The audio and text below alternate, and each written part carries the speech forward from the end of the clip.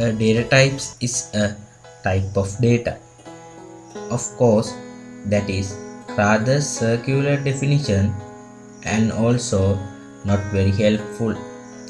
Therefore, a better definition of a data type is a data storage format that can contain a specific type or range of values. Then we discuss what are the various data types. First of all, we discuss early data types. Fortran. Fortran was first generation language. There are 6 basic data types. These are real, double, precision, integer, logical, character and complex. ALGOL 60. ALGOL was second generation language. There are 3 data types in ALGOL 60. These are integer, real and boolean. Also no implicit declaration and no complex number types. Pascal. Pascal was third generation language. Pascal supports 4 standard data types, which are integer, real, boolean and char.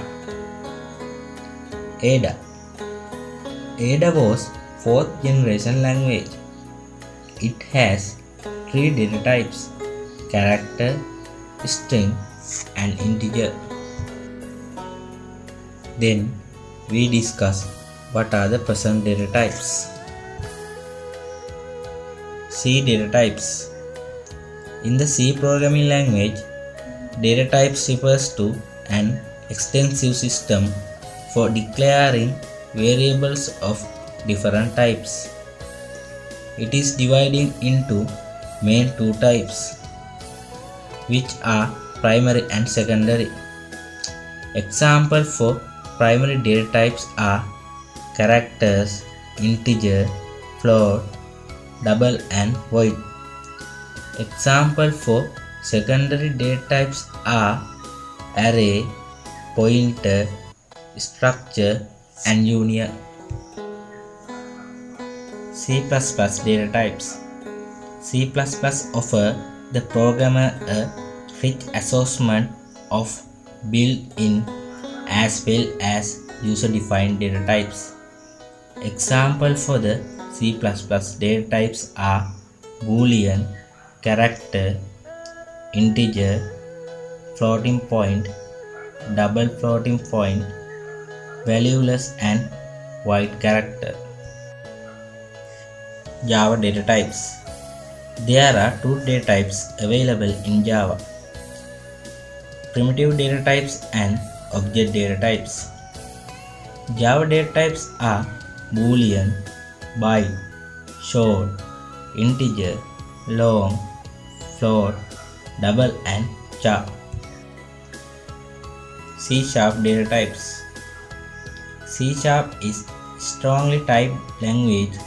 Therefore, every variable and object must have a declared type. C# data types are integer, string, boolean, byte, double and float. Advantages of data types: allows you to efficiently store data without waste, allows you to write your application code without re-implementing standard data types, allows code and subroutine parameters to be more expressive, and better execution speed.